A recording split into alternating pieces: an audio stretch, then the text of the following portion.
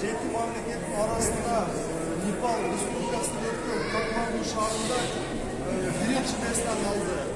Өзүңүздөр көргөндөй финалда Өзбекстан Республикасынын сборный командасы 3-0 эсеби менен утушту. Бул мындайча айтканда тарыхта биринчи жолу болгон деп десек болот. Биз ушул балдарды, оштарды дене тарбия жана спорт комитетинин атынан жана жеке өзүмдүн атымдан, медианын атынан, Талайбек Насырбековичтин атынан чын жүрөгүбүздөн куттуктайбыз. Биз ойлойбуз, бул жигиттерибиз мындан да жакшы ийгиликтерге жетишет деп. Ошондой эле бул спортсмендерибизди даярдаган тренерлерге ыраазычылык билдиребиз. Жана бир туугандарына, ушундай жигиттерди чоңойткон апаларына, аталарына ыраазычылык билдиребиз.